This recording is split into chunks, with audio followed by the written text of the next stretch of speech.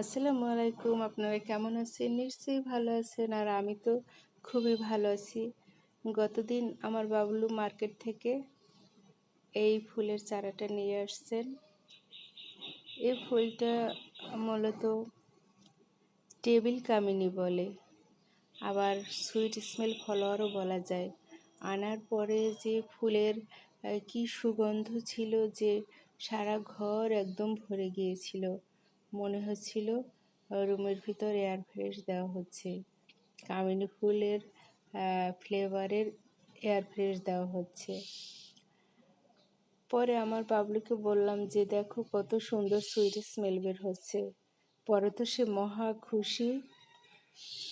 আর এই গাছটা একদম মনে হচ্ছে যে পাতাগুলো প্লাস্টিকের, পাতাগুলো কত সতেজ এবং সুন্দর। আমার বাবলুর যেহেতু সাদা পছন্দ, তাই সে সাদা ফুল দেখলে একদম অস্থির হয়ে যায়, তার কিনতেই হবে।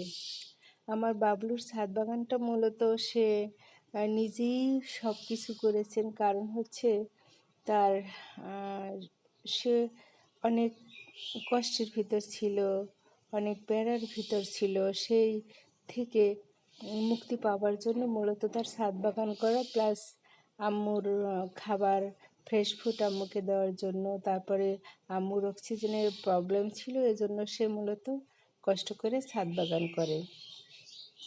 ছাদ বাগান থেকে আমি প্রতিদিন কিছু না কিছু সবজি, তারপরে ফলমূল হারভেস্ট করি।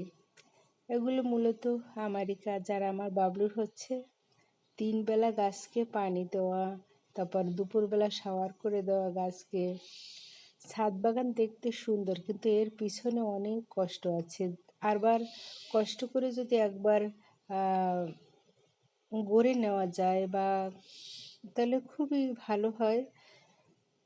কষ্ট তো সব কাজের পিছনেই থাকে, সব কিছুর ক্ষেত্রেই কষ্ট আছে, কিন্তু কষ্টের ফল যখন সব কিছু সুন্দর হয় তখন আবার কিন্তু মিষ্টি হয়ে যায়।